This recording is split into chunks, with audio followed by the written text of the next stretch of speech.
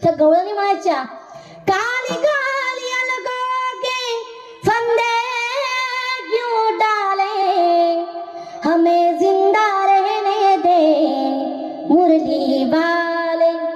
हे रंगीले नैना तुम्ही गाओ बालक, हे मीठे मीठे नैना तुम्ही गाओ बालक, हमारी नजर से निगाहें हटा ले, हमें जिंदा रहने दे मुरली वाले। किती किंमत होती त्या गवळणीला, आपल्याला तेवढी किंमत नाही। शरीर दिलंय, भजन करून घ्या। संतांनी सांगितलंय की सदा नाम घोष करू हरी कथा, तेने सदा चित्ता समाधान। त्या परमात्म्याचे अलंकार आम्ही आमच्या देहावरती धारण केले। अभंगाच्या दुसऱ्या चरणामध्ये हो सर्व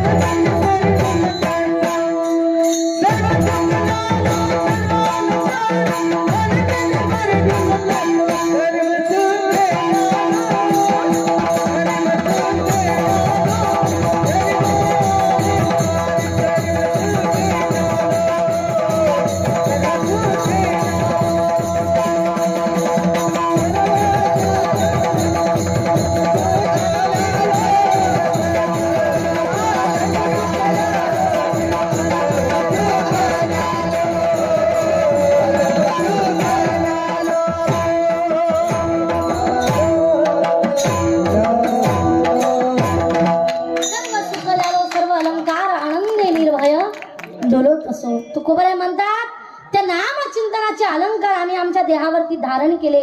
तुम्हाला सुद्धा देवाने शरीर दिले। भजन करा, नामचिंतन करा, भजन करा, नामचिंतन करा। पण लोकांना या शरीराची किंमत कळली नाही।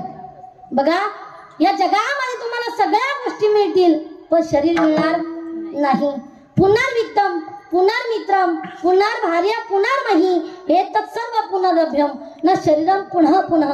ऐका पुरुष मंडळ, एखादा आपल्या जवळचा मित्र आहे आपला आणि त्याचं जर भांडण झालं, तो सोडून गेला, तो आपल्याला बोलत नाहीये, जाऊ द्या, नका का बोला ना। पण मला सांगा, दुसरा मित्र आपल्याला बोला भेटणार, मिळणार, बरोबर का नाही? धन गेला तर पुन्हा कमवता येईल, बरोबर का नाही? एक पत्नी सोडून गेली तर भेटती का आता? ते तर सगळ्यात अवघड झालं। विठ्ठला विठ्ठला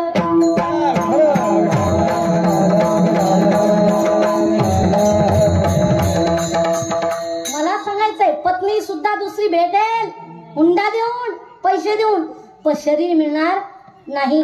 फार दुर्लभ आहे हे शरीर। महिला मंडळ, आपल्या घरी पाहुणे मंडळी आलेत अचानक, त्यांना स्वयंपाक बनवायचाय, घरामध्ये पाहिला आपण, डब्यामध्ये पाहिला, पिठाही संपलं, शेजारणीकडे पातीला घेऊन गेलो, पळत पातीला भरून उष्ण पीठ आणलं आपण, ते परत नाही दिलं तरी हा चालेल म्हणते, म्हणजे भांडणच करायचे का आता? चालेल, बरोबर आहे, पण मला सांगायचंय, देवाकडून हे शरीर उष्ण आणलं आपण, भाड्यानं आणलंय। एखाद्या शहरामध्ये आपण नोकरी करण्याकरता जावं, एखादी रूम आपण भाड्यानं केलेली आहे, त्या रूमला, त्या घराला सर कितीही किमतीचा कलर जर आपण दिला, ते घर, ती रूम आपली होणार आहे का? नाही। तसं हे शरीर आपलं नाहीये, देवाचं आहे, देवाकडून आणलंय, त्याला परत द्यावं लागणार आहे।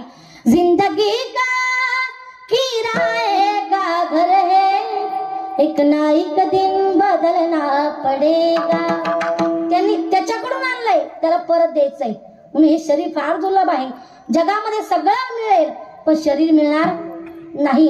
एका राजाला कावळ्याची गरज होती. तुकोबाला म्हणतात, पावला हा देह काकटाळी न्याय न घडो तो पाय घडू आले.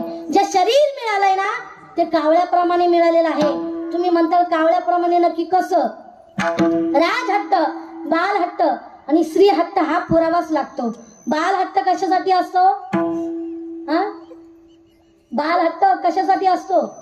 पैशासाठी असतो. बाबा मला 10 रुपये द्या, बाबा मला 20 रुपये द्या, याला बालहट्ट म्हणायचा. दुसरा हट्ट म्हणजे स्त्री हट्ट. स्त्री हट्ट कशासाठी असतो? लग्न झाले का तुमचे? काय बघा माझ्याकडे. कशासाठी असतो? तुम्ही म्हणताल तू पाकिट घेते ना, आम्ही सांगा का? कशासाठी असतो?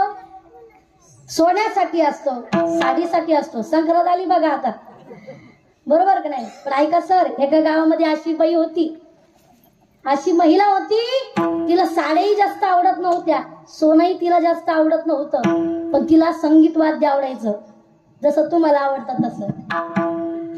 इतकं संगीत वाद्य आवडायचं, तिच्या पतीने तिला पेटी आणून दिली, पखवाज आणून दिला, तबला आणून दिला, विणा आणून दिला, बासरी सुद्धा आणून दिली. पण तरी सुद्धा तिचा आग्रह होता, स्वामी तुम्ही याच्यापेक्षा मला भारी वाद्य आणून द्या. कुठलं? ते जगामध्ये कुणाकडेच नसलं पाहिजे म्हणे, नवीन वाद्य पाहिजे. तोपर्यंत तुम्हाला जेवायला भेटणार नाही. घराच्या बाहेर हाकलून दिलं. हा बिचारा गल्लीने फिरत होता. समोरून मित्र आला. मित्राने प्रश्न केला, का रे बाबा काय टेन्शन आलं म्हणे तुला? कशाचं टेन्शन आलं?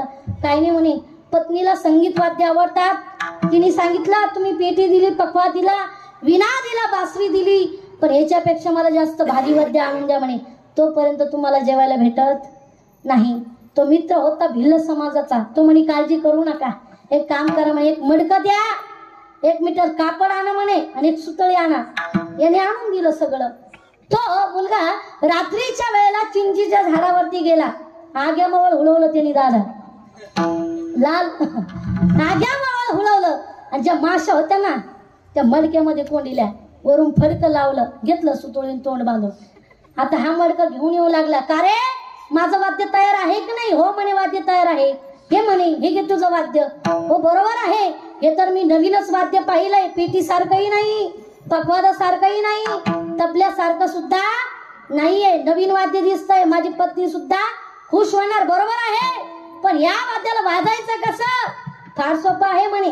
त्या मडक्यावरून एक हात फिरवायचा, जोरात एक थाप मारली की आवाज यायचा, भन, वाद्य तयार झालं. हा आनंदाच्या भारामध्ये घरी आला. आल्याबरोबर पत्नीच्या हातामध्ये ते वाद्य दिलं. घे म्हणे वाद्य तयार आहे. अहो स्वामी, खरं तुमचं माझ्यावरती किती प्रेम आहे. असं वाद्य मी आतापर्यंत जगामध्ये कुणाकडेच पाहिलं नाही म्हणे. पेटी सारखंही नाही, पखवाद सारखंही नाही, तबल्यासारखं सुद्धा नाहीये. बरोबर आहे, पण हे वाद्य वाजायचं कसं? फार सोपं आहे म्हणे. त्याच्यावरतून एक हात फिरवला, थाप मारली की आवाज यायचा, भन. आता हिनं इथपर्यंतच थांबवा का नाही दादा? बायाची जात अशी असते डॉक्टर साहेब, ती एकटी कुठलीही गोष्ट आणू द्या, तिला साडी आणू द्या, नाहीतर सोनं आणू द्या, नाहीतर घरातील भांडे आणू द्या, ती एकटी कधीच पाहत नाही. शेजारीला दाखवती मैत्रिणीला. बरोबर का नाही? आता तिने काय केलं, साऱ्या गल्लीतल्या मैत्रिणी बोलवल्या वाद्य दाखवायला. सगळ्या जणी आल्या. त्याच्यामध्ये गावामध्ये एक नवीन मास्तरीन बाई आली होती. 1 हप्ताच झाला होता तिला येऊन, पण जरा जास्त आगाऊ होती ती.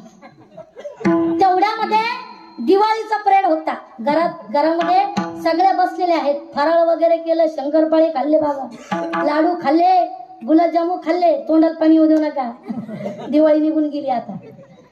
तेवढ्यामध्ये जो तिचा पती होता ना, त्यानं विचार केला, या महिला मंडळामध्ये कशाला बसायचं, आपण जाऊ म्हणे बाहेर निघून.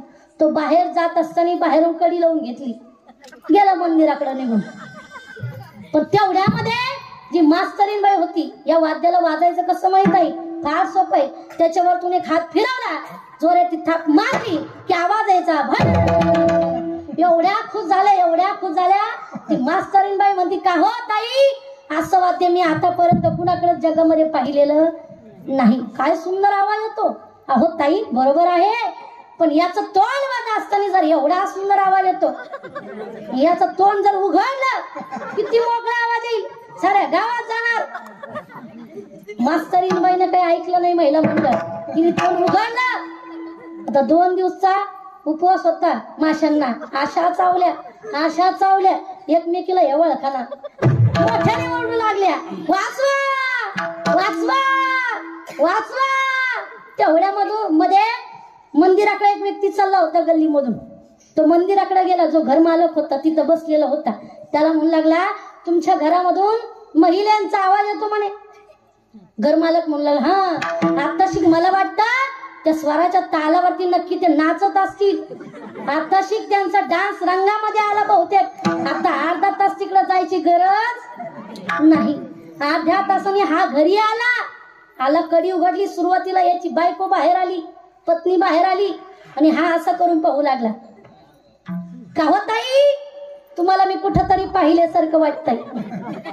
ती म्हणे, तुझी बायको म्हणे देईन काना खाली करून वय बाजूला. याला स्त्री हट्ट म्हणायचंय. पण मला सांगायचंय, तिसरा हट्ट म्हणजे राजहट्ट. राजाला कावळ्याची गरज होती. राजानं सांगितलं, जो कोणी मला एक कावळा सापडून देईल त्याला 5,000 रुपये बक्षीस देण्यात येईल. त्या नगरामधून एक साधू महात्मे स्नानाकरता चालले होते. टाळी वाजून भजन करू लागले.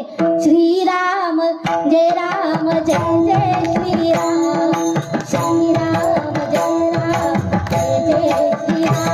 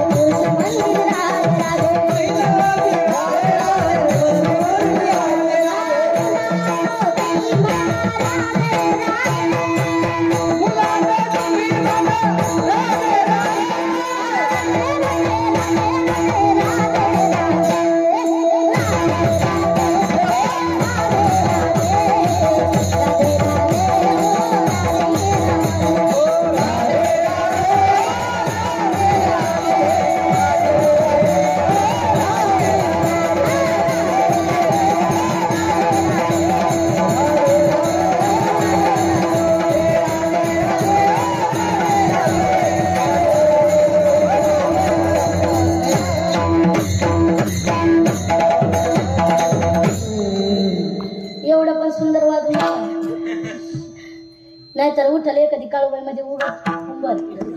खरंच महाराज गोड मृदंग वाजवतात बरं का. असे गायक मृदंगाचार्य काही काही ठिकाणी असे लाभत नाही महाराजांना. आता सुद्धा महाराजांचं नियोजन म्हणल्यामुळं इथं काही कमी नाही. शिष्टमही सुंदर आहे. मृदंगाचार्य गायकही सगळेच उपलब्ध आहे. नाही तर काही काही ठिकाणी असं नाही भेटत आम्हाला. मृदंगाचार्य एका ठिकाणी असं झालं, 2 मृदंगाचार्य होते.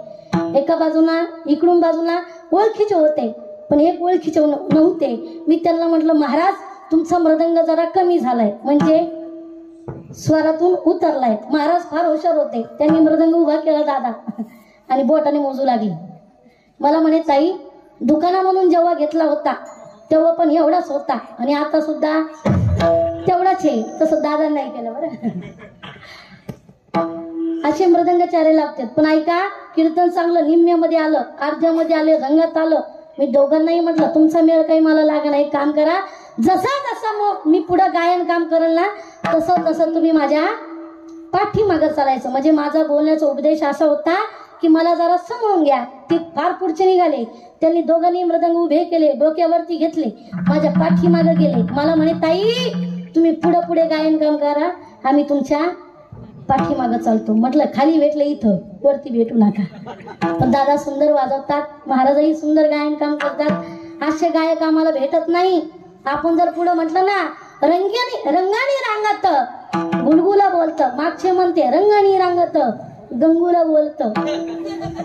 एका ठिकाणी असं झालं, डॉक्टर साहेब आम्ही मौतीला गेलो, आजीबाई वारलेल्या होत्या आणि तिथं सरगम गाणारे नेले आम्ही चुकून. आणि तिथं म्हणू लागले, कन्या सासुऱ्याशी जाये. अय म्हणलं आरती मेली, सासरला नाही निघाली. ते म्हणे ताई तुम्हाला काही कळत नाही. म्हटलं मग काय काय कळत नाही? अहो खरं आता ती सासर बसायला चालली म्हणे. म्हणजे असे गायक आहेत. पण खरंच सगळ्यांसाठी एकदा जोरदार टाळ्या झाल्या पाहिजे. कोण गायन आहे, कोण ब्रह्मचारी आहे. बघा बाबा साधू महाराज असं भजन करत होते, टाळी वाजता वाजता नामचिंतन करता करता साधू महाराजांच्या हातामध्ये कावळा आला, सापडला. सैनिक धावत आले, साधू महाराज तो कावळा आम्हाला देऊन टाका. नाही देणार का? मी जर तुम्हाला एक कावळा सापडून दिला तर राजा मला 5,000 देईल. साधू महाराजांनी ऐकलं नाही, पुन्हा टाळी वाजवण्याचा प्रयत्न केला. जो हातामध्ये कावळा आला होता तोही उडून गेला. तसं हे शरीर आपल्याला मिळालंय ना, तर भजन करून घ्या. सगळ्यांनी एकदा वरती हात घ्यायचे. यावरती हात. विठोबा रखुमाई